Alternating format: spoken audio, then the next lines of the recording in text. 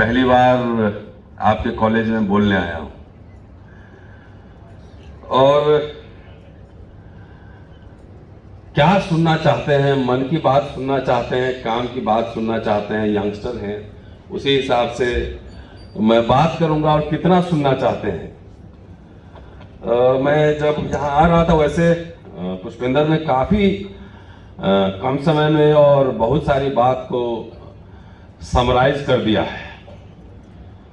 और जब मैं आ रहा था तो मैं सोच रहा था कि डॉक्टर अंबेडकर 1951 में आपके शहर आए थे, लुधियाना, जालंधर, पटियाला, इलेक्शन कैंपेन में आए थे।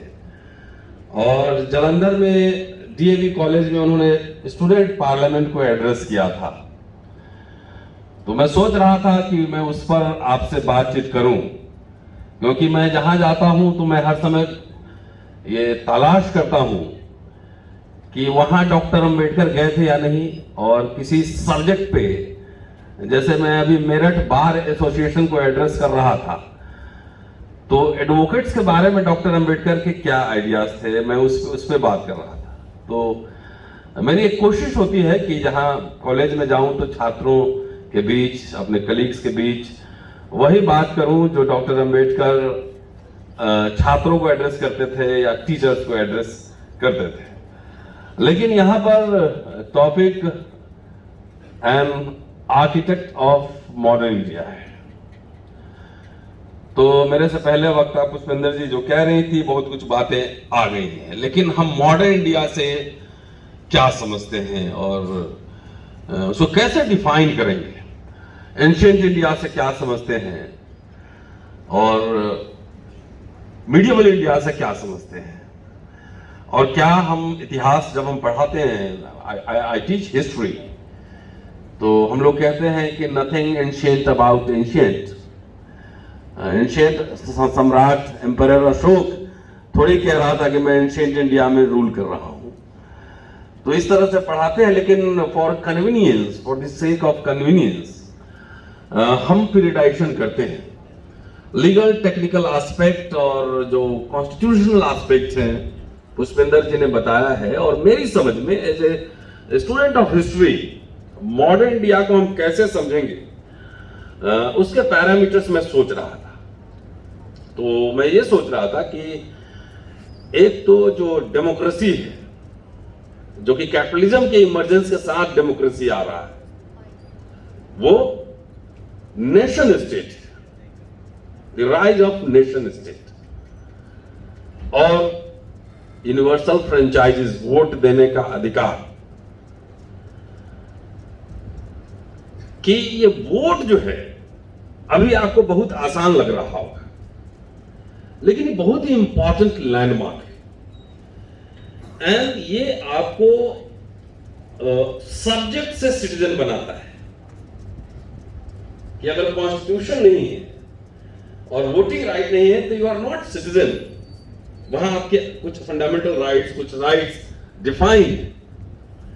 तो ये इंपॉर्टेंट चीज है। इसलिए मैं सोच रहा था कि मैं पार्लियामेंट्री डेमोक्रेसी पे बोलूं, और जो शब्द कहने जा रहा हूं वो मेरे नहीं, डॉक्टर अंबेडकर के कई भाषण से कुछ मैंने सारांश निकाले हैं। और जो ऑर्गेनाइजर्स हैं, मुझे लगता है आधा घंटा मुझे बोलना होगा, आधा घंटा या 40 मिनट। तो कई उनके भाषण, मैं हिस्ट्री का छात्र हूं अगर, इसलिए मैं विदाउट रेफरेंस मैं बात नहीं करता। तो चलिए मैं पहला जो उनका जो इंपॉर्टेंट है पार्लियामेंट्री डेमोक्रेसी के ऊपर, ये पूना डिस्ट्रिक्ट लॉ लाइब्रेरी में उनका भाषण है। And lawyers were there and जजेस वर देयर, वहां उनको इनवाइट किया गया था। तो उन्होंने 4 सब्जेक्ट ऑप्शन दिए थे डॉक्टर अंबेडकर ने। Parliamentary democracy, conditions president for the successful working of parliamentary democracy, इस पर भाषण दिया था। और वाकई हम लोग डेमोक्रेटिक नेशन में है नहीं है, एक तो ये इसमें बात करूंगा। दूसरा, उन्होंने वॉइस ऑफ अमेरिका को एक इंटरव्यू दिया था कि जो Indian democracy, future of Indian democracy, future of Indian democracy. समय रहा तो एक अपने कॉलेज सिद्धार्थ कॉलेज में उन्होंने स्टूडेंट पार्लियामेंट को एड्रेस किया था। उसमें से कुछ पोर्शन, कुछ पॉइंट्स मैं आपको बताना चाहूंगा। और उनका एक और कॉलेज था, मिलिंद कॉलेज, एंड मुझे अच्छा लगा कि मैं यहाँ आया तो इस कॉलेज का जो ओपनिंग सेरेमनी है और फाउंडेशन स्टोन है वो डॉक्टर राजेंद्र प्रसाद ने रखा था, उनकी कार सामने लगी हुई ऑडी के सामने।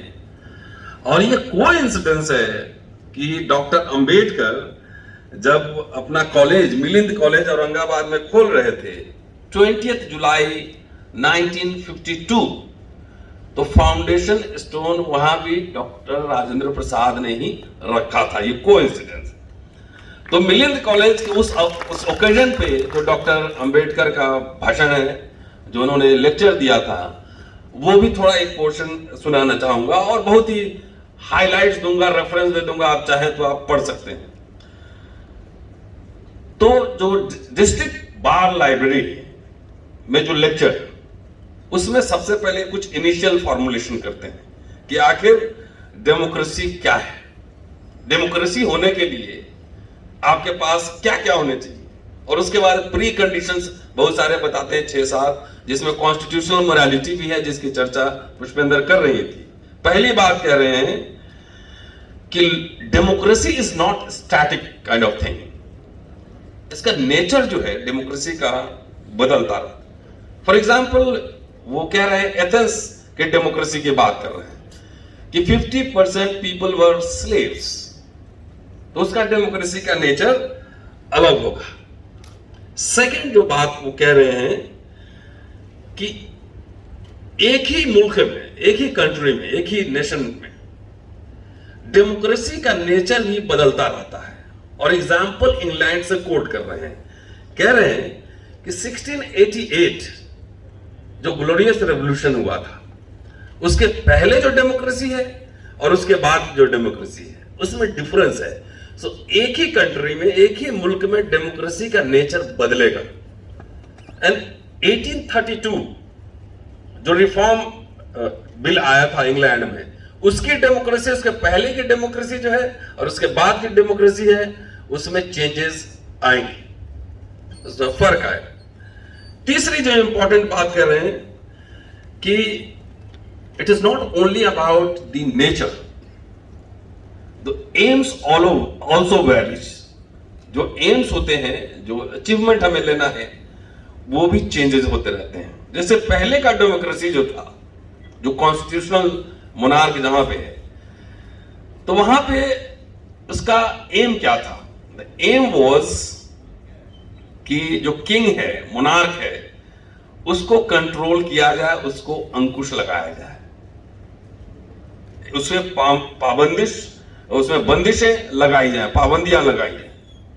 लेकिन जो मॉडर्न डेमोक्रेसी है, उसका जो एम है वो डिफरेंट है। वो है वेलफेयर नेशन की ओर, वेलफेयर स्टेट बनाना।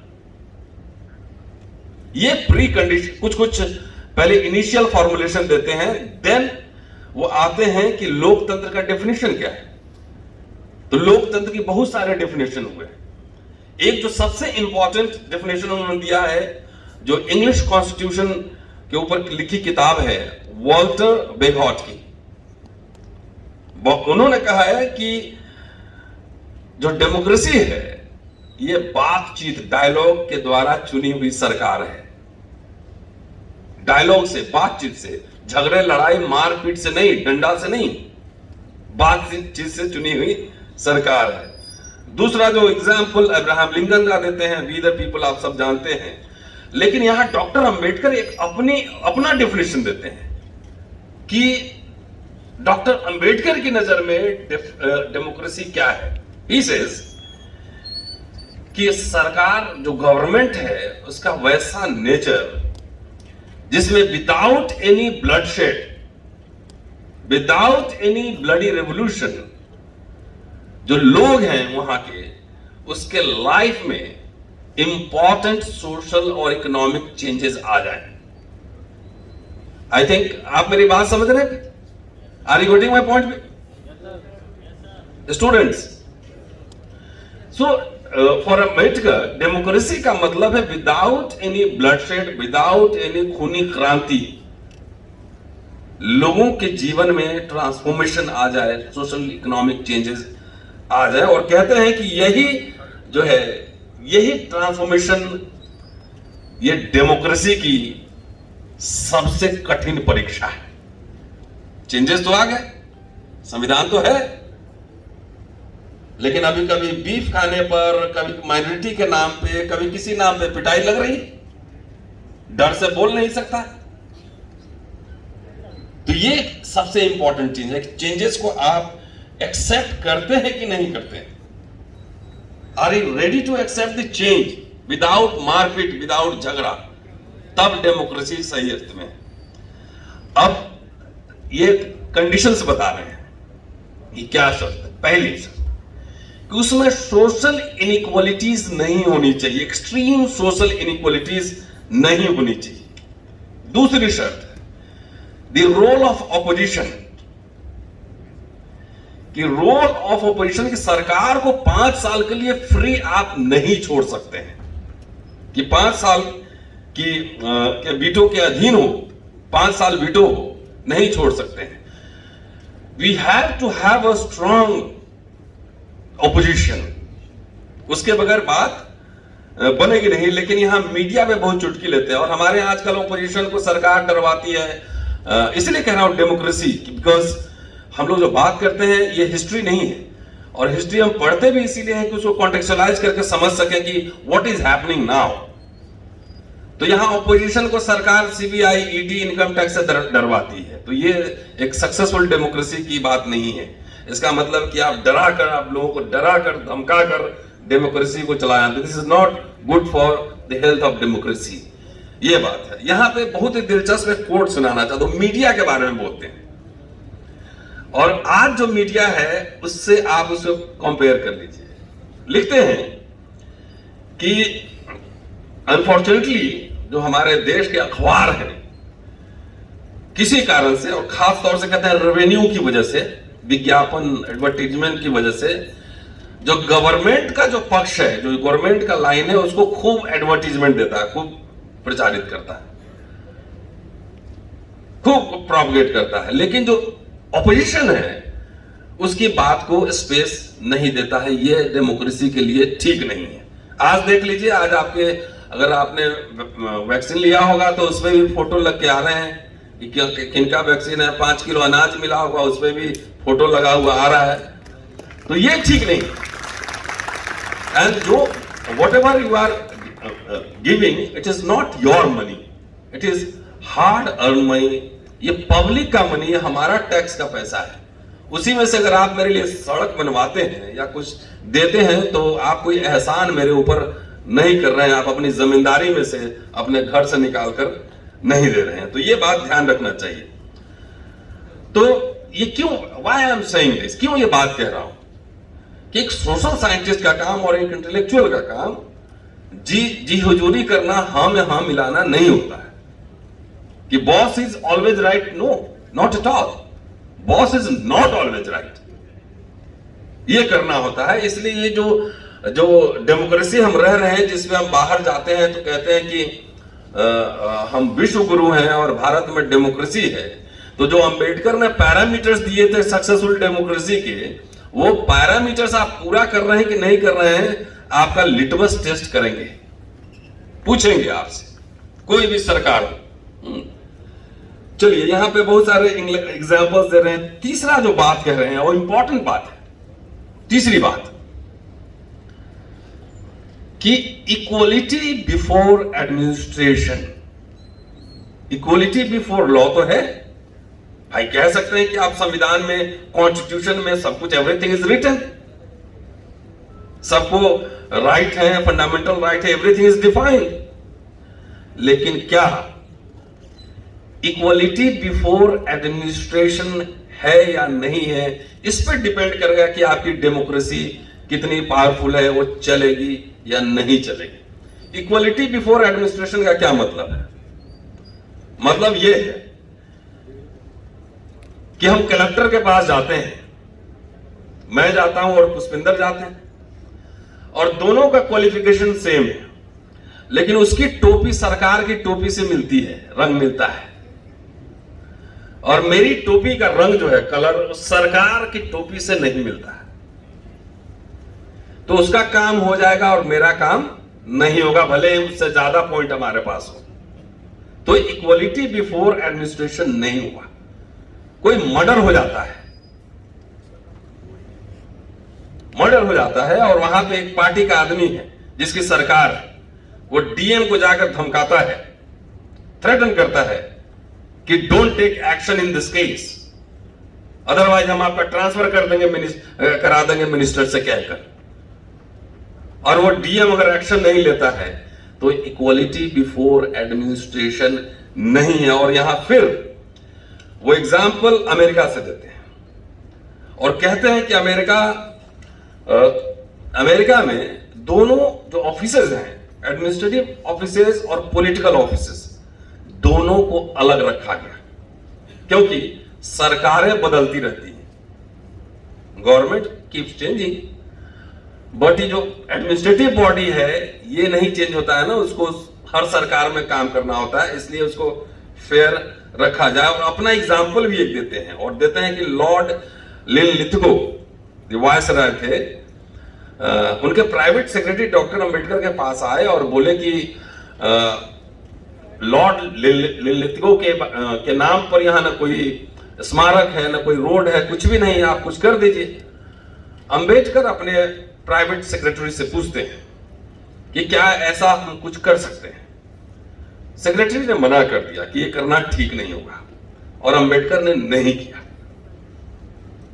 तो उसको कोट करते हुए कहते हैं कि मेरी समझ में वहां किसी अधिकारी के लिए ऐसी बात कह पाना जो कि मंत्री के इच्छा के विरुद्ध हो, है ना, जो डिजायर है मिनिस्टर का उसके खिलाफ जो हो, एकदम बिल्कुल असंभव है, इम्पॉसिबल है। क्या आज का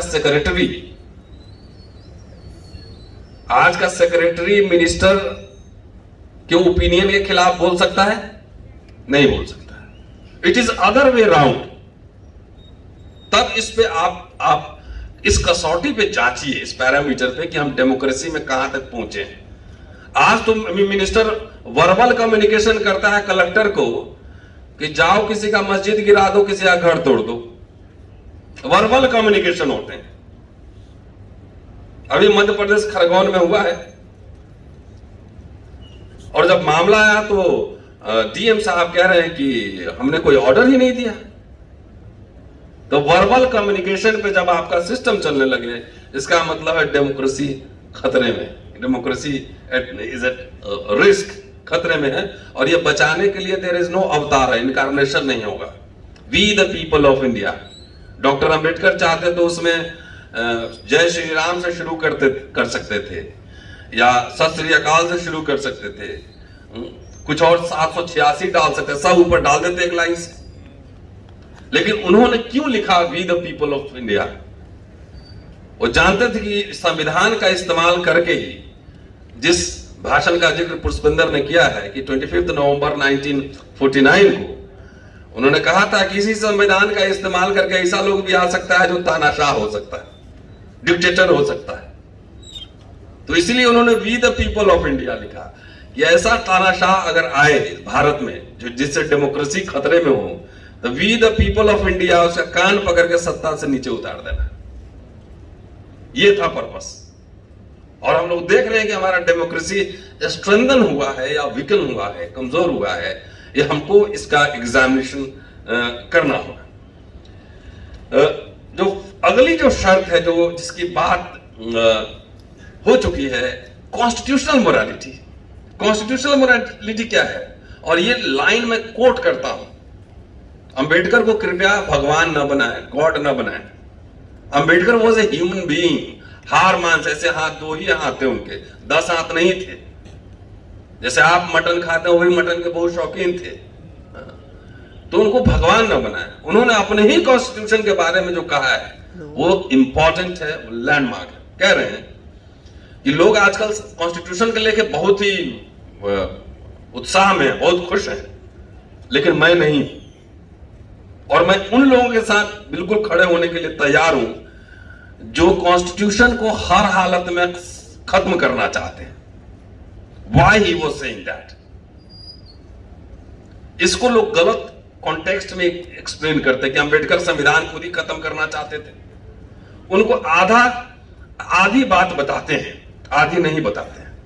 जैसे कार्ल मार्क्स के बारे में एक कोट है कि कार्ल मार्क्स ने रिलीजन को ओपियम कहा है, कि religion is the opium of the society. ये आपको बता दिया जाएगा, लेकिन अगला लाइन क्या है ये नहीं बताया जाएगा।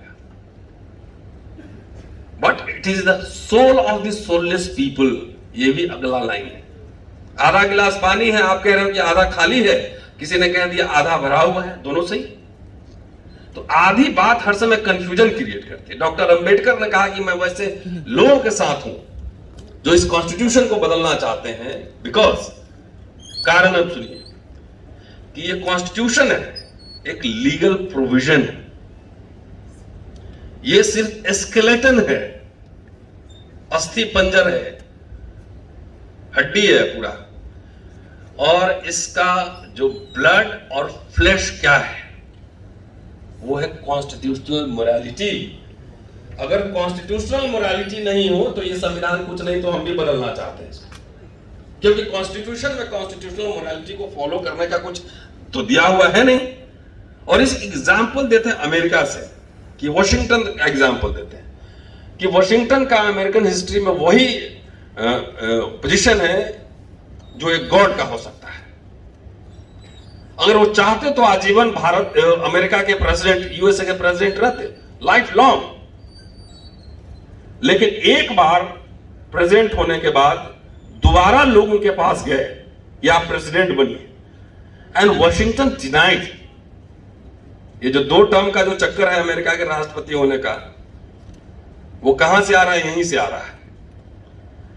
ही डिनाइड, लेकिन जबरदस्त बोला कि अगर आप मुझे बराबर प्रेसिडेंट बनाएंगे तो इंग्लैंड से फिर हम आजादी हमने क्यों ली? कैसे जस्टिफाई करेंगे कि इंग्लैंड का जो रूल था खराब था?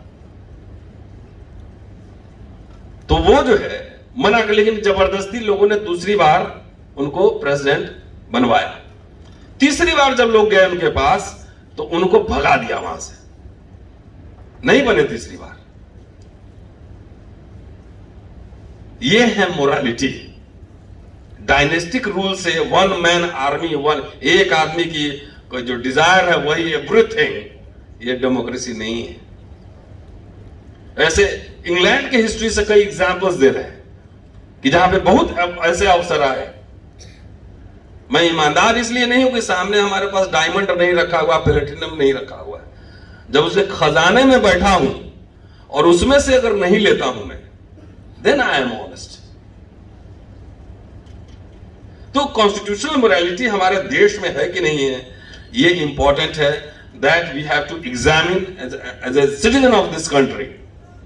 एग्जामिन करना है हमें जो देश के हुक्मरान हैं उनसे सवाल पूछना है। सवाल नहीं पूछेंगे, वही बात डॉक्टर अंबेडकर कह रहे हैं कि ये सवाल नहीं पूछेंगे तो गड़बड़ है मामला। आगे कहते हैं कि डेमोक्रेसी कैसे सक्सेसफुल होगा, कि मेजॉरिटी जो है माइनॉरिटी को दबाए नहीं। ये बहुत इंपॉर्टेंट फैक्टर अंबेडकर लिख रहे हैं कि माइनॉरिटी जो है वो मेजॉरिटी जो है माइनॉरिटी को दबाए नहीं तो यहां पे रिवोल्ट के टेंडेंसीज उभरेंगे। इस कॉन्स्टिट्यूशन डेमोक्रेसी को ध्वस्त करने की पूरी सी, उसको खत्म करने की पूरी पॉसिबिलिटीज हैं। माइनॉरिटी और मेजॉरिटी का सवाल जो है वो इंपॉर्टेंट है, और एग्जाम्पल इंग्लैंड से फिर दे रहे हैं। अब यहां देखिए क्या हो रहा है। क्या जो लिगेसी डॉक्टर अंबेडकर या जवाहरलाल नेहरू या गांधी, उनमें तमाम तरह के मतभेद थे, आइडियोलॉजिकल डिफरेंसेस थे, लेकिन वो मॉडर्न इंडिया बनाना चाहते थे। मैं एक यूट्यूब चैनल चला रहा हूं, शायद यहां तो टाइम कम मिले, अंबेडकर नामा नाम है, उसको जरा देखिएगा। उसमें कम से कम 500 वीडियोस हमने अंबेडकर के राइटिंग्स के ऊपर बनाए हैं, कि हम जानते हैं कि सब लोग पढ़ नहीं सकते हैं, तो कम से कम पढ़ नहीं सकते हैं तो कभी खोल के देख लीजिए, सुन लीजिए कि अंबेडकर ने इस चीज पे क्या कहा है, पेज नंबर और रेफरेंस के साथ। तो ये बात समझना है कि आज तो जो सीएम का जो कैंडिडेट है वही कहता है कि 80 वर्सेस 20 है। कब्रिस्तान और क्या क्या बात इलेक्शन में आप सुनते हो इसी मुल्क में। तो इसका मतलब है कि democracy again is at risk. Social morality की भी बात करते हैं कि सोशल मोरालिटी बिल्कुल जरूरी है। और फाइनली इस लेक्चर का जो क्रक्स है वो कह रहे हैं पब्लिक कॉन्शसनेस, जन चेतना, कि बैठे बैठाए घर पर जो है कुछ नहीं मिलने वाला है। पब्लिक कॉन्शसनेस नहीं होगा। किसान आंदोलन सक्सेसफुल रहा, कॉन्शियस थे लोग, लगातार उस पर डटे हुए थे। रोस्टर आंदोलन मूवमेंट सक्सेसफुल हुआ, लोग लड़े। SC/ST एट्रोसिटीज एक्ट, सरकार को झुकना पड़ा, लोग लड़े। तो पब्लिक कॉन्शसनेस का होना बेहद जरूरी है। एक तरह से आपको सर्विलांस रखना पड़ेगा अपने नेताओं से। व्यक्तिगत काम के मैं मिलता हूं बहुत सारे नेताओं से, leaders, but not for my personal work. मुझे कोई ट्रांसफर पोस्टिंग नहीं कराना है, मुझे कोई ठेका नहीं लेना है, कॉन्ट्रैक्ट नहीं लेना है। हम सोशल इश्यूज पे मिलते हैं, उस पर बात करते हैं। तो नेताओं से सवाल पूछना, पब्लिक जो हमको गवर्न कर रहे हैं हमारे वोट को लेकर, ये डेमोक्रेसी की इतने सारे प्री कंडीशन डॉक्टर अंबेडकर ने बताए हैं। इस कसौटी पर मैं पढ़ता हूं और मैं सवाल पूछता हूं, लगातार पूछता हूं। अभी टाइम तो है मेरे पास, मुझे चूंकि घड़ी सामने नहीं है, मुझे पता नहीं लगेगा, इसलिए टाइम बता दीजिएगा। तो अब छोटे छोटे ब्रीफ में ही चलता हूं कि जो वॉइस ऑफ अमेरिका का जो पूरा है, जो इंटरव्यू हुआ, दिलचस्प है कि इंडियन डेमोक्रेसी का फ्यूचर क्या है। इसी पे पूरा इंटरव्यू हुआ। कहते हैं कि जब हम डेमोक्रेसी बात करते हैं तो उसमें कम्युनिटी की फीलिंग आती है, जिसमें यूनिटरी एक रूप हम लोग सब है यहाँ। कहते हैं कि क्या इंडियन सोसाइटी में इस तरह के आइडियल्स दिखते हैं क्या, कि जैसे हम भारत बोले तो सब लोग एक तरह से दिखे, एक तरह से गले मिले। बोले इंडियन सोसाइटी में ये दिखते हैं क्या? बोलते नहीं दिखते हैं, क्योंकि जो इंडियन सोसाइटी है वो कई कास्ट का समूह है, combination of numerous social groups, caste, एक दूसरे से अलग अलग बटे हैं। और इसका पूरी जाति व्यवस्था के अस्तित्व में बात करते हैं और कहते हैं कि जो कास्ट सिस्टम है, इसका जो एग्जिस्टेंस है, इसने इस देश के डेमोक्रेसी को हमेशा के लिए बाहर निकालकर फेंक दिया। और अगेन मैं 25 नवंबर 1949 का जो उनका पार्लियामेंट के अंदर जो स्पीच है, उससे रेफरेंस मैं कोट कर रहा हूं कि जातियां राष्ट्र विरोधी होती हैं, कास्ट इज एंटी नेशनल। और जब तक ये भारतीय समाज इस तरह से जातियों में बिखरा हुआ एक राष्ट्र नहीं बन सकता, एक नेशन नहीं बन सकता। लेकिन सवाल यह है कि जाति को खत्म कौन करे? सवाल तो यह है, अगर लुधियाना का एक दिहाड़ी मजदूर वो बोले कि मैं पूंजीवाद खत्म कर दूंगा और कैपिटलिज्म खत्म कर दूंगा, सब लोग बराबर कर दूंगा, होगा उससे? वो तो अडानी अंबानी जब चाहेगा, जो टॉप पे है या उसके जो पॉलिटिकल कोलैबोरेटर्स हैं पार्लियामेंट में, पॉलिटिकल क्लास चाहेगा तभी तो होगा। तो जाति व्यवस्था कौन खत्म करेगा? क्या यहाँ के जजेस, सुप्रीम कोर्ट के जजेस, यहाँ के मिनिस्टर, यहाँ के गवर्नर्स, 70 साल में आपने देखा है कि इन्होंने कोई जाति व्यवस्था खत्म करने के लिए कुछ बनाया हो? देखा है आपने किसी ने? Yes, no. तो जो एलीट है समाज का, जो सोसाइटी का एलीट है, यहाँ सुप्रीम कोर्ट के जजेस हो, हाई कोर्ट के जजेस हो, मिनिस्टर्स हो, गवर्नर्स हो, इंटेलेक्चुअल्स हो, प्रोफेसर हो, किसी ने कोई जाति खत्म करने का कोई आंदोलन, कुछ लेजिस्लेचर पास किया? कहां से आएगा डेमोक्रेसी जब कास्ट, उसी कॉन्स्टिट्यूशन का आप ओथ लेते हैं, शपथ लेते हैं, आप कुर्सी पे बैठ के वो बहुत सारे ऐसे काम करते हैं जो उसी कॉन्स्टिट्यूशन के खिलाफ है। इस इंटरव्यू में वो बार बार एक बात कह रहे हैं कि यहाँ पे सब मैं रिपीट नहीं करूंगा, कि जात के नाम पर वोट देता है, जात जात में शादी ब्याह होता है, खाना भी वैसे ही खाता है। अगर इंडस्ट्री में जाएं तो इंडस्ट्री में भी अपने कास्ट वाले को टॉप पोजीशन पे देते हैं। जो उनके सीईओ बनेंगे या बड़े मैनेजर बनेंगे वो कास्ट ढूंढ के लाते हैं। यूनिवर्सिटी में बाई चांसलर बनाएंगे तो अपने कास्ट वाले को ज्यादातर ढूंढ के लाएंगे, प्रोफेसर बनाएंगे वैसे बनाएंगे। उसके बाद जो आप प्रॉपर्टी का जो लिगेसी छोड़ते हैं वो भी कहते हैं कि मारवाड़ी मारवाड़ी को देता है, पारसी पारसी को देता है, ब्राह्मण ब्राह्मण को देता है। तो ये हर जगह स्ट्रक्चर्ड है, हर जगह स्ट्रक्चर्ड है। और चूंकि caste system is created by the learned Brahmins, not the illiterate Brahmins. Caste system was created by learned Brahmins, धर्मशास्त्रकार। तो जहां जहां ये पढ़े लिखे लोग होंगे वहां पर आप देखिएगा बहुत प्यार से गले काटते हैं। सबसे ज्यादा जातिवाद वहीं पे आपको मिलेगा, दिखेगा नहीं। लेकिन आप पूरा सोशल एनालिसिस कीजिए, आप किसी मीडिया घराने में चले जाइए और उनसे पूछिए, उनका पूरा एनालिसिस कीजिए तो आपको पता लग जाएगा कौन है। यूनिवर्सिटी में चले जाइए, कोई वाइस चांसलर आया तो देखिए जितने प्रोफेसर से अपॉइंट हो रहे हैं टॉप पोजीशन पे, वो कौन कौन लोग हैं। मैंने सवाल अपने यूनिवर्सिटी को लेकर उठाया कि अच्छा लगता है कि अंबेडकर के बारे में बात करना और डेमोक्रेसी, कॉन्स्टिट्यूशन, जस्टिस, आइडियल्स बात करना, लेकिन दिल्ली यूनिवर्सिटी, पहले हमारा कॉलेज पंजाब यूनिवर्सिटी से एफिलिएटेड था, हिंदू कॉलेज। बाद में 1922 में दिल्ली यूनिवर्सिटी बना। 100 साल मनाया जा रहा है दिल्ली यूनिवर्सिटी के। आज तक न एक महिला मिली, न इनको दलित मिला, न ट्राइब मिला, न बैकवर्ड, कोई नहीं मिला जो दिल्ली यूनिवर्सिटी का वाइस चांसलर बन सके। और देश में जातिवाद खत्म हो रहा है। सवाल कौन उठाएगा? ये सवाल हम ही उठाएंगे। And I am a teacher or citizen of this country. I have every democratic right, every constitutional right to raise the question. चाहे वो मेरा प्रिंसिपल हो, मेरा वाइस चांसलर हो, कोई भी, चाहे HRD मिनिस्टर हो।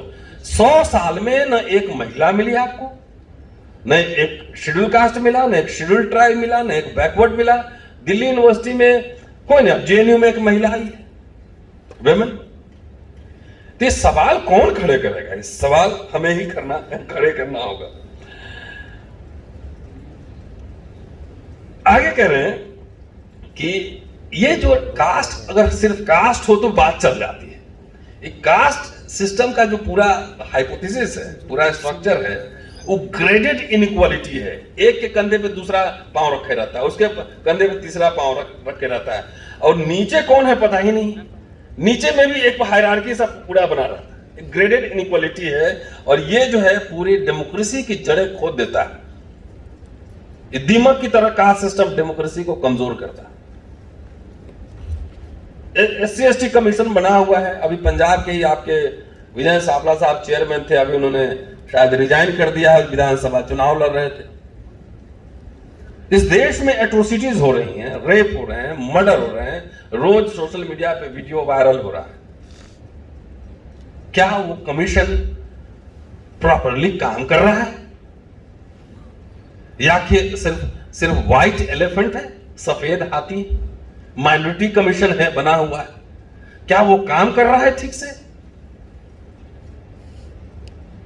ये सवाल हमें उठाने पड़ेंगे। और फिर कहते हैं कि जाति खत्म कैसे होगा? कह रहे हैं कि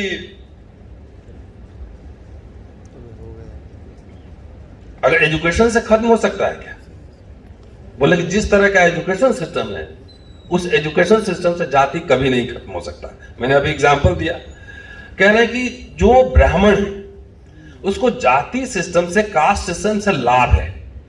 वो जब पढ़ता है तो उस सिस्टम में उसको बड़े बड़े प्लेस मिलते हैं। तो पढ़ के भी, एजुकेटेड होकर भी वो कास्ट सिस्टम खत्म करने का कोई मूवमेंट नहीं चलाएगा। किसी अपर कास्ट को जाके देखिए, अंबेडकर जयंती पे दलितों की सभा हो चाहे कुछ और सभा हो, तो उसमें जाके बड़े बड़े भाषण दे देगा। किसी ब्राह्मण को बोलिए कि ब्राह्मण महासभा में जाकर अंबेडकर के ऊपर भाषण दो, तब जाने नहीं, उसमें नहीं दे। तो भाषण देना अच्छा लगता है ना, लोग ताली बजाते हैं, अच्छा लगता है, लोग सुनते हैं। लेकिन बोलिए कि अपने घर में जाकर इस पर बोलो। और मैं कह रहा हूं कॉन्स्टिट्यूशन का जो बेनिफिट है ये सिर्फ दलित ने नहीं लिया, इस देश का सबसे ज्यादा जो लिया है बेनिफिट, इस देश का अपर कास्ट लिया है कॉन्स्टिट्यूशन का बेनिफिट। और तब भी जो है उसे घर में जाके देखिए ना अंबेडकर की फोटो होगी, ना 14 अप्रैल होगा और ना 26 नवंबर होगा। इसलिए मैं कई बार कहता हूं कि अमूमन इस देश का upper class, upper caste, elite by nature बेईमान है। आपका खा भी लेगा, पचा भी जाएगा, बोलेगा भी नहीं, उल्टा गाली भी देगा। सारे कॉन्स्टिट्यूशन के लाभ ले लिए। जो विमेन हिंदू कोड बिल की बात कह रही थी पुष्पेंद्र, हिंदू कोड बिल से खाली दलित महिलाओं को लाभ हुआ, वोट देने से सिर्फ दलित को लाभ हुआ। लेकिन ये जब आप अंबेडकर को नहीं मान सकते हैं, आपके दिमाग में जाति का जहर है ना, बैक्टीरिया इतना इन्फेक्ट कर चुका है हजारों साल से। अमेरिका ने अपने कॉन्ट्रडिक्शन 50 साल पहले रिजॉल्व कर लिए लार्जली। तो जब आप अंबेडकर को नहीं सुन रहे, नहीं मान रहे, तो हम आपको क्या मानेगा? तो ये कह रहा हूं, ये पढ़े लिखे लोग अमेरिकन फाउंडेशन की बात कर रहे हैं, इंडिया गवर्नमेंट ऑफ इंडिया की बात कर रहे हैं और कह रहे हैं कि जिस तरह से एजुकेशन दी जा रही है उससे कास्ट सिस्टम नहीं खत्म होगा। अगर आप डिप्राइव्ड सेक्शन को, बैकवर्ड्स को, अनटचेबल्स को एजुकेशन देंगे तो वो बदलाव कर सकता है, वो क्रांति कर सकता है। अभी कास्ट सिस्टम में वो इसलिए फंसा हुआ है क्योंकि उसकी आंखें नहीं खुली हैं, लेकिन उसको जैसे एजुकेशन देंगे तो वो क्रांति कर सकता है, बदलाव कर सकता है। कहते हैं कि ये सब प्रॉब्लम्स हैं, इसको दूर नहीं करेंगे तो आपका पार्लियामेंट, आपका पार्लियामेंट्री डेमोक्रेसी ध्वस्त हो जाएगा। वैसे मैं एक बात और बता दूं यहां पर कि इस देश में कभी संविधान खत्म करने की घोषणा नहीं होगी, घोषणा करके नहीं होगा। धीरे धीरे उसके सारे प्रोसीजर, सारे उसके अंदर जो प्रोविजंस हैं उसको खत्म कर दिए जाएंगे, संविधान ऑटोमेटिक खत्म हो जाएगा। खाली इतना मोटा आप लेकर रहना कि हमारा कॉन्स्टिट्यूशन सिर्फ कवर होंगे उसमें। This is how system is working, that is why we are worried. मेरा सब्जेक्ट अम्बेडकरिज्म नहीं है, मैं तो इतिहास का छात्र हूं, मैं एंशिएंट इंडिया पढ़ाता हूं। Why we are reading? Because मैं जानता हूं कि देश मुल्क में कुछ गड़बड़ चल रहा है और इससे जो है मामला खराब होने वाला है। 10 मिनट ऑर्गेनाइजर्स, कितने टाइम हो गए बता दीजिए, कितना हुआ? 1:30 बज गया है? तो 10 मिनट और चल सकता है। अगर थक जाइएगा तो बोल दीजिएगा, मैं जबरदस्ती अपनी कविता नहीं सुनाता। चलिए, स्टूडेंट पार्लियामेंट में दिलचस्प है। चूंकि आप छात्र हैं इसलिए मुझे लगता है कि स्टूडेंट को यह बात कहनी चाहिए, क्योंकि आपके पेरेंट्स, आपके टीचर, बिकॉज आप इंजीनियरिंग कॉलेज के स्टूडेंट हैं तो आपकी ट्रेनिंग कैसी है मैं नहीं जानता, लेकिन हमारा सब्जेक्ट थोड़ा डिफरेंट है। मैं जब स्टूडेंट्स हमारे आते हैं क्लास में तो पहले ही कहता हूं, quote and quote, I hate good girls and good boys. इसकी वजह आप नहीं समझे। I hate good girls and good boys. जो गुड बॉयज, गुड गर्ल्स होते हैं ना, पूरा बटन टाई लगा के, जी मैम, जी यस सर, वैसे लोग पसंद नहीं। क्योंकि हिस्ट्री जो है, हिस्ट्री की हम कथा नहीं पढ़ते हैं, we are not story tellers, कथावाचक नहीं है। History teaches you to question, सवाल पूछिए। और मैं अपने स्टूडेंट को कहता हूं कि आपकी ये जिम्मेदारी है कि आप मेरे से लगातार हमारे क्लास में आकर देखिए। लगातार मेरे बहुत सारे स्टूडेंट मेरे आइडिया से एग्री नहीं करते हैं, लेकिन बहस चलता रहता। तो हम लोग इंसान को समझते हैं कि आदमी को इंसान कैसे बनाया जाए, why, when, where, how, what, यही 5 वर्ड है हमारे सब्जेक्ट का। कैसे हुआ, क्यों हुआ, कब हुआ, तो सवाल पूछना। तो पॉलिटिक्स स्टूडेंट को क्या करना चाहिए? बिकॉज आपके सबके पेरेंट्स बोलेंगे कि गुड बॉयज गुड गर्ल्स बनो, 22 साल में एक अच्छी नौकरी हो जाए, साहब बने, और उसके बाद शादी हो जाए, आइडियल थिंकिंग में बता रहा हूं। शादी हो जाए, एक बढ़िया 4 बेडरूम घर हो और उसमें एसी लगा हो, लग्जरी गाड़ी हो, और 25 साल में ही बेटा सेट हो गया। सेट होना समझते हैं, ये कैरियर सेट हो गया, लाइफ बन गई। मैंने कहा भैया ऐसा है, लाइफ सेट नहीं हुआ। सेट तो जो है जब मकान बनता है, जब बिल्डिंग आप बनाते हैं, ये बिल्डिंग तो इसमें मसाला जो होता है, ये सीमेंट एंड रोड़ी और जो तमाम केमिकल्स होते हैं, मसाला आज मसाला डालते हैं तो कल टेस्ट करते हैं कि सेट हुआ कि नहीं मसाला, कल पता लगता है कि मसाला सेट हो गया। तो वो लोग मर तो गया वो 25 साल में, दफना हुए खाली 75-80 साल में। 25 साल का आदमी सेट हो जाएगा। मैं तो 50 साल का होने जा रहा हूं, आज भी लगता है कि मैं बीए में ही पढ़ रहा हूं, मैं कभी सेट ही नहीं होता। हर समय नए नए सवाल आते रहते हैं, दिमाग चलता रहता है, बोलता रहता हूं, लिखता रहता हूं। तो आप लोगों से कितने लोग सेट होने जाना चाहते हैं कि जिसको कोई बुद्धि का काम ना करना पड़े? तो बुद्धि का काम, इंटेलेक्चुअल सब सेट हो जाएगा। तो आप कहां से लाएंगे इंटेलेक्चुअल्स, कहां से लाएंगे हिस्टोरियन, कहां से लाएंगे पॉलिटिकल साइंटिस्ट, कहां से लाएंगे साइंटिस्ट, कहां से लाएंगे इकोनॉमिस्ट? जब नहीं आएंगे तो प्लेसमेंट सेल के थ्रू जो कंपनी वाले आते हैं बकड़ा तलाशने, बकड़ा ढूंढते हैं ना, यहां आते हैं तो आप से कोई मोटा तगड़ा बकड़ा होगा जो काम कर सकता है, उसको पकड़ के कंपनी में ले जाता है। 20 लाख देगा, 80 लाख का काम लेता है। 40 साल में जो आपका स्पाइनल कॉर्ड है ना, रीढ़, वो इंद्रधनुष बन जाता है, इससे धनुष।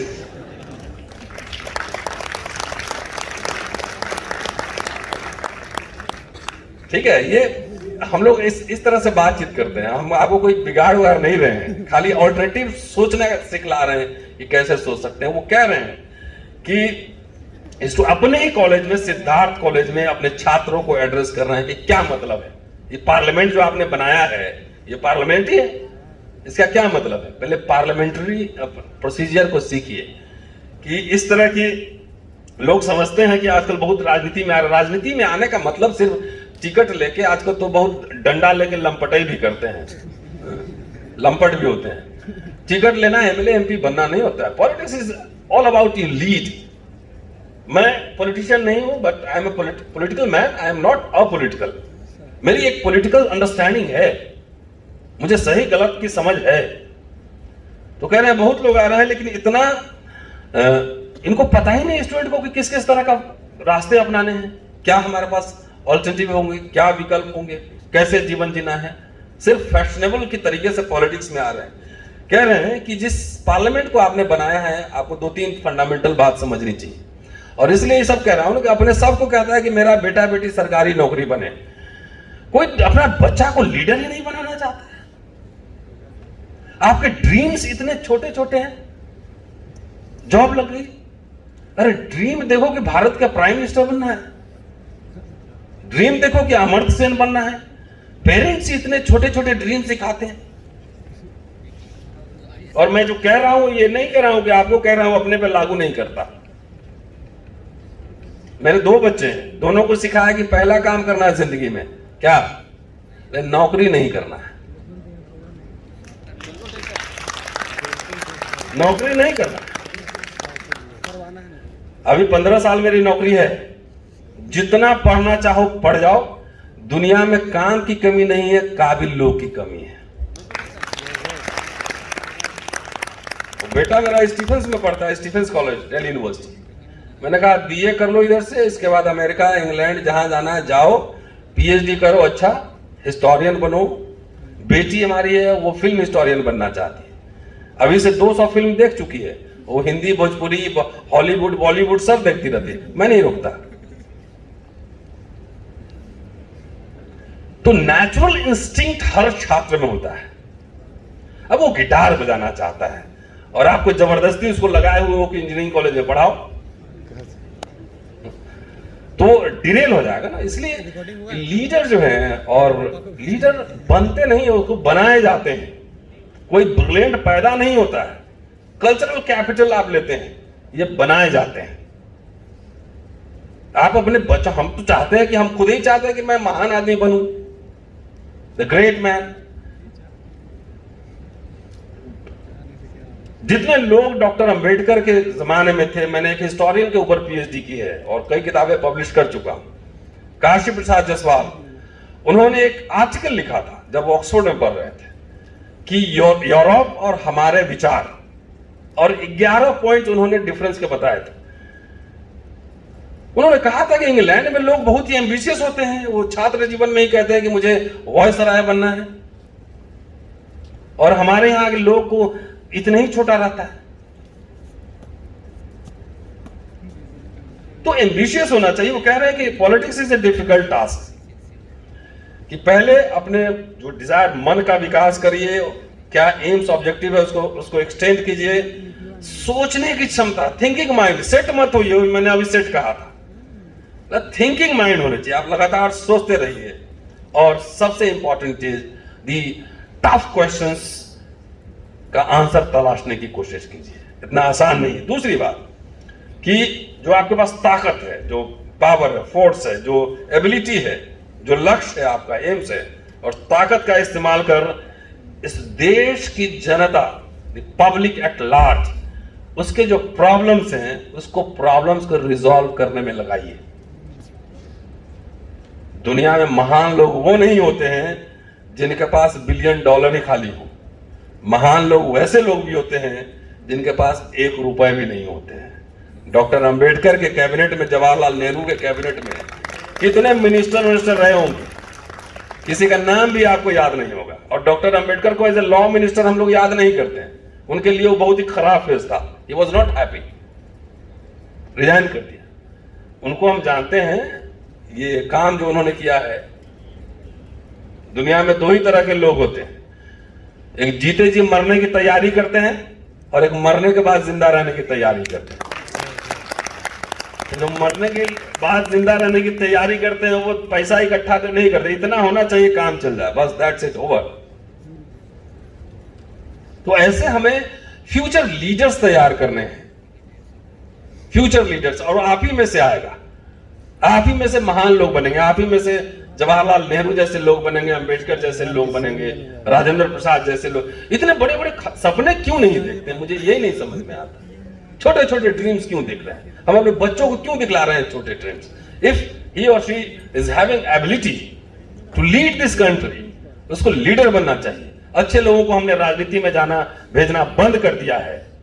हम लोग इतना सेल्फिश हो गए हैं, इसलिए जैसे लोगों से हम गवर्न हो रहे हैं वो हम देख रहे हैं, जिस तरह का हेट्रेड इस मुल्क में फैल रहा है।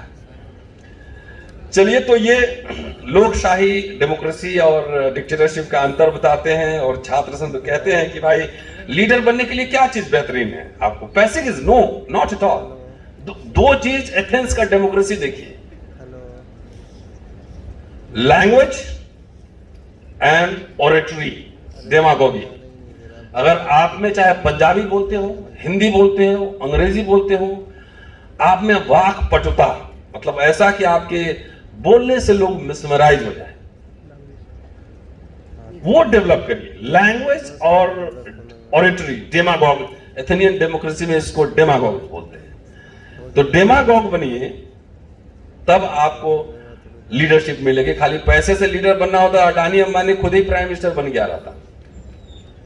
अब तो पैसे का ही बोला वाला ओरेटरी, हम कितना भी अच्छा बोलेंगे हमको टिकट ही नहीं देगा, बोला कि बहुत बोलता है, बदमाश आदमी है। तो थोड़ा चेंज हो रहा है, लेकिन ये सब भी साइकिल है, ये परमानेंट ये भी नहीं रहेगा। तो ये बात कर रहे हैं और अपना एक्सपीरियंस कहते हैं कि मैं इतना संकोची था। बस खत्म ही कर रहा हूं।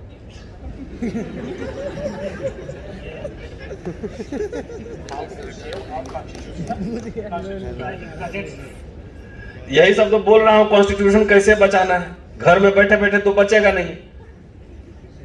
कॉन्स्टिट्यूशन बचाने के लिए अगर आपको लग रहा है तो इसके लिए तो लड़ना पड़ेगा, और लड़ना पड़ेगा उसके लिए सड़क पर उतरना पड़ेगा। और मैंने मेजॉरिटी और माइनॉरिटी की बात कही, डॉक्टर अंबेडकर इसी भाषण में कह रहे हैं कि आपको डिबेटर होना चाहिए। दूसरी बात है कि कॉन्शसनेस का क्या लेवल, कि अगर हमारे किसी माइनॉरिटी के आदमी के साथ या किसी के साथ अगर कोई अनहोनी हो रही है, जो खराब बात हो रही है, उसका एक्सप्लॉइटेशन हो रहा है या ऑपरेशन हो रहा है, तो हमारे अंदर वो फीलिंग है या नहीं है। वो यहां पर साउथ अफ्रीका का एग्जांपल दे रहे हैं कि वहां पर जब इंडियंस के अगेंस्ट जब डिस्क्रिमिनेशन हो रहा था तो वहां व्हाइट लोगों ने जो है, व्हाइट लोग उन्होंने इंडियंस के फेवर में मूवमेंट चलाया, मोर्चा लगाया। अमेरिका की लड़ाई देखिए, जब ब्लैक्स के अगेंस्ट हो रहा था तो ब्लैक्स के फेवर में व्हाइट ने मोर्चा लगाया। भारत में एक बात बताइए, तो दलित एट्रोसिटीज हो जाए, मुसलमान को पीट दे, कुछ हो जाए, मार दे, हत्या कर दे, मर्डर कर दे, कोई यहां का ठाकुर महासभा और ब्राह्मण महासभा से कोई कंडेमनेशन आता है तो कैसे बचेगा डेमोक्रेसी? आप बताइए, कहीं से आता है? एलीट घर में, बड़े लोग घर में कुछ हो जाए तो इंडिया गेट घेर देते हैं, मोमबत्ती से पाट देते हैं। मैं भी रहता हूं उसमें, लेकिन मैं सबके लिए बोलता। मेरे लिए महिलाएं, औरत, चाहे एलीट हो, भले वो मुझे कुछ और माने, लेकिन मैं तो इक्वल ही मानता। ये उनका नजरिया है, उनका संस्कार है, जो कल्चर उन्होंने इनहेरिट किया है, संस्कार है, वो जाने। मैंने तो इक्वलिटी सीखी है, मेरी नजर में तो बस इक्वल है, इंसान है। अब वो आदमी से इंसान बन पाएंगे कि नहीं बन पाएंगे ये मुझे पता नहीं, लेकिन मैं इंसान बनने की ओर अग्रसर हूं, लगातार बढ़ रहा हूं। आदमी होना अलग बात है, इंसान होना दूसरी बात। तो मुझे लगता है कि मैंने काफी कुछ बात कर लिया है। और एक आइडियल स्टेट के बारे में कहते हैं कि जो कैपिटलिस्ट है वो चाहेगा कि उस स्टेट लेसन फेयर हो, फ्री ट्रेड हो। एक सोशलिस्ट है, वो सोशलिस्ट चाहेगा कि उसके हिसाब से सिस्टम बने और सोशलिस्ट स्टेट बने। और भारत जैसे मुल्क में जहां की तरह तरह के इंटरेस्ट ग्रुप हैं, तो कह रहे हैं कि यहां पर एक मॉडल काम नहीं करेगा, यहां पे तरह तरह के मॉडल बनाने पड़ेंगे। आज ये सवाल पूछिए कि सारे रास्ते जो है वो अडानी अंबानी के घर में ही जा रहे हैं कि एक ही मॉडल बन रहा है, और एक कैपिटलिज्म भी नहीं है। कैपिटलिज्म के साथ वेलफेयर स्टेट का नोशन भी जुड़ा हुआ है। एक तरह से ये लंपट कैपिटलिज्म है जो पूरे देश के संसाधन को लूट रहा है। इस बात को हमको समझना होगा। आज सारे इंस्टीट्यूशंस बर्बाद किए जा रहे हैं और प्राइवेट यूनिवर्सिटीज, दिल्ली में आइए हम बताते हैं, प्राइवेट यूनिवर्सिटीज को कुरमुत्ते की तरह उग रहे हैं। छात्रों से फीस लिया जाता है ज्यादा। अब मास्टरों को दिया, जब जिस मुल्क में 15,000 पे प्रोफेसर मिलने लगे और आप दावा कर रहे हैं कि हम विश्व गुरु बनेंगे, प्रोफेसर 15,000, कैन यू इमेजिन? वो 15,000 में अपना घर ठीक से नहीं चला सकता है और रिसर्च क्या करेगा? तो रिसर्च नागपुर के हेडक्वार्टर में होगा, उससे मुल्क बनेगा विश्व गुरु। अरे आप बाहर जाते हैं तो हर समय विश्व गुरु का पूरा जो सिंबल है, आइडियाज है, वो बुद्धा से आ रहा है, उस ट्रेडिशन से आ रहा है। आप जाते हैं तो बार बार कहते हैं कि मैं बुद्ध की धरती से आया हूं। एक बार बोल के दिखाइए कि मैं मनु की धरती से आया हूं, बोलिए। नहीं बोलिए। तो ये मामला है, ग्रेटनेस ऐसे बनेगा। मुझे लगता है काफी वक्त ले लिया, कभी और आऊंगा तो और भी मिलिंद कॉलेज और पीपल्स एजुकेशन सोसाइटी के ऊपर। और एनीवेज जितने स्टूडेंट्स अगर आप सुनना चाहें, ये सारे मैंने भाषण अंबेडकर के मैंने यूट्यूब पर पढ़ के डाल दिए हैं। आप मिलिंद कॉलेज टाइप करेंगे आ जाएगा, पीपल्स एजुकेशन सोसाइटी टाइप करेंगे आ जाएगा, साइमन कमीशन टाइप करेंगे आ जाएगा वीडियो। तो उसमें कुछ नहीं, कभी कभी अगर टाइम मिले तो ऐसे इंटरटेनमेंट के ख्याल से भी कभी कभी देख ले। एक चलते चलते एक बात मैं कहना चाह रहा हूं कि डॉक्टर अंबेडकर लास्ट में बहुत दुखी थे, और यहां थोड़ा मैं एग्री भी नहीं कर रहा। इतने सारे लोग समझदार हो जाते तो फिर अंबेडकर एक ही काहे पैदा होते। सिद्धार्थ एक जगह वो कहते जहां हॉस्टल के लिए संगमनेर में एक प्रोग्राम था फंड रेजिंग का, और उस फंड रेजिंग में 1952 की बात है। वो कंक्लूडिंग पोर्शन कह दे रहा हूं, उसके बाद खत्म करता हूं। कह रहे हैं कि आप जो सोशल वर्क कर रहे हैं उससे मुझे एक सेटिस्फैक्शन है आपके, लेकिन लोगों से एक सवाल करने का मन करता है कि जिस समाज के बच्चों को आप खुद इतनी मुश्किलें झेलकर इतना कष्ट उठाकर जिस समाज के बच्चों को आप इतना शिक्षा दे रहे हैं, एजुकेशन दे रहे हैं, क्या कभी सोचा आपने कि शिक्षा प्राप्त करने के बाद ये बच्चे अपने समाज के प्रोग्रेस के लिए कुछ काम करेंगे या नहीं करेंगे, अपने सोसाइटी के लिए कुछ पे बैक करेंगे, रिटर्न करेंगे कि ना? आपने कोई एफिडेविट लिखवाया? तो लोग कह रहे हैं नहीं। तो फिर कह रहे हैं कि समाज की सेवा करने के लिए हमारे बीच से कुछ बच्चे तैयार होने चाहिए। इसी सोच के साथ मैंने सिद्धार्थ कॉलेज शुरू किया था, लेकिन एक्सपीरियंस बहुत खराब है। आप लोग के लिए भी कह रहा हूं, या आप लोग के लिए, छात्रों को ही बोल रहे थे। इन बच्चों का बिहेवियर ऐसा होता है कि शिक्षा पाने के बाद, एजुकेशन के बाद बड़ी नौकरी मिली कि बस हो गया, साहब हो गया अपना काम। मैं कौन हूं, मुझे किसने पढ़ाया, किसने एजुकेशन दिया, कोई अता पता नहीं। मुझे शिक्षा देने के लिए उन्होंने कितने कष्ट सहे, कितने प्रॉब्लम झेले, इस बात का थोड़ा सा भी एहसास इन बच्चों को नहीं होता। पढ़ाई पूरी करने के बाद वे अपने समाज को भूल जाते हैं। ऐसे लोगों को क्या कहें, ये मेरी समझ में नहीं आता। इसलिए आप जो इतना मेहनत कर रहे हैं, काम कर रहे हैं, वह बेकार है, ऐसा आजकल मुझे लगने लगा है। वरना हमें कुछ ऐसा करना होगा कि जिससे उन पर कोई बंधन रहेगा। किसके बच्चे को बोर्डिंग में लाया जाएगा, उन्हें शिक्षा कौन देगा, और इतना करने के बाद वे समाज की ओर देखते भी नहीं। क्या यह एहसान फरामोशी नहीं? मैं अपनी जिंदगी आपके भले के लिए समर्पित कर रहा हूं। I am dedicating my life to your welfare. लेकिन मुझे चिंता हो रही है कि मेरे बाद इस समाज का क्या होगा। मेरी इस चिंता को दूर करने वाले लोग आपके समाज में अब तक पैदा क्यों नहीं हो रहे? सोचता हूं तो लगता है कि मैंने व्यर्थ ही अपना जीवन आप लोगों के लिए व्यतीत किया, बर्बाद किया। ये डॉक्टर अंबेडकर 52 में कर रहे, उन्होंने जो पीपल्स कॉलेज खोले थे, उसमें किसी के, उस समय तो जात के हिसाब से कॉलेज लोग खोल रहे थे, है ना? वो ठाकुर महाविद्यालय, ठाकुर कॉलेज, ब्राह्मण कॉलेज, तो जाट कॉलेज, ये सब खुल रहा था। डॉक्टर अंबेडकर ऑन रिकॉर्ड कह रहा हूं, 362 स्टूडेंट थे मिलिंद कॉलेज में, उनमें से ओनली 26 स्टूडेंट्स वर अनटचेबल। वो सब जाति धर्मों के लिए खोले थे।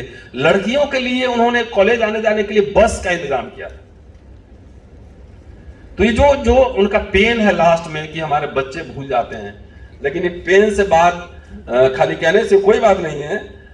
अरे नहीं होगा तो 10 में दांव लगाएंगे, एक तो निकलेगा। एक ही तो बुलेट चाहिए, बुलेट तो एक ही चाहिए। वो टूटा हुआ पंक्चर वाला साइकिल लेने से, 100 साइकिल लेने से बेहतर है कि एक बुलेट चाहिए, बढ़िया बुलेट बाइक। लेकिन उसके लिए एफर्ट्स करेंगे ना। जब हम तालाब में कूदेंगे, समंदर में कूदेंगे, तभी उसमें से मोती निकाल सकते हैं। और ये बात कह गया कि हमारे 70 साल में जिन लोगों ने अंबेडकर से सबसे लाभ लिया, ज्यादा 70 साल में इतने सारे आपके ऑर्गेनाइजेशन बने हुए हैं, तरह तरह के कर्मचारी ऑर्गेनाइजेशन, हजारों। अंबेडकर जयंती पे लाखों रुपए चंदा लेते हैं। लेकिन अगर यही सब मिलकर रिसोर्सेज इस्तेमाल करके अगर 10 बच्चे अगर कोलंबिया यूनिवर्सिटी भेजे रहते तो 70 साल में 700 एकेडमिशियन इंटेलेक्चुअल्स हम पैदा कर चुके होते। लेकिन हमने ये नहीं किया, इंस्टीट्यूशंस नहीं बनाए। Ambedkar was one of the finest institution builder. इतने सारे संस्थान बनाए, उसमें मैं 1 घंटा बोल सकता हूं। इतने इंस्टीट्यूशंस बनाए, लेकिन हमने वो बनाए हुए इंस्टीट्यूशन को भी ठीक से नहीं रखा। हम निराश नहीं है, मैं निराश नहीं हूं, मैं आशावादी हूं। मेरे अंदर होप है कि हम करेंगे, हम शुरुआत करेंगे। We will do that. और आपको यह बता दूं चलते चलते कि मैंने लॉकडाउन में अंबेडकर नामा शुरू किया था। अगर बड़ौदा महाराज नहीं होते तो शायद अंबेडकर भी नहीं होते। उन्होंने स्कॉलरशिप देके भेजा था, तो आज तो बड़ौदा महाराज है नहीं। तो आज हमको, आपको, सबको बड़ौदा महाराज खुद ही बनना पड़ेगा, खुद। और जो टैलेंटेड स्टूडेंट हैं, ध्यान रहे कि पैसे के अभाव में किसी की पढ़ाई नहीं रुके। यही अंतिम बात कह रहा हूं। और इसलिए कह रहा हूं कि पिछले 6 महीने में 2 स्टूडेंट को अंबेडकर नामा से हमने एक को लंदन और एक को जर्मनी पढ़ने के लिए फंड मोबिलाइज किया है। अगर आप वीडियो देखेंगे Raja Chaudhary is doing LLM from London, 24 lakh रुपए उसको फंड मोबिलाइज आप ही लोग से लिए, और एक को अभी जर्मनी जा रहा है पढ़ने, उसको 10 लाख का फंड दिया है। ऐसे सब लोग मिलेंगे तो यहां इनको जो करना है करने दीजिए। जब हमारे वहां से पॉलिटिकल साइंटिस्ट, हिस्टोरियन, CA पढ़ के आएंगे, जब अच्छे सेनापति हमारे पास रहेंगे, तब ये बुलडोजर की लड़ाई हमें बुद्धि से करना है, ये ध्यान रहे। शुक्रिया। जय हिंद।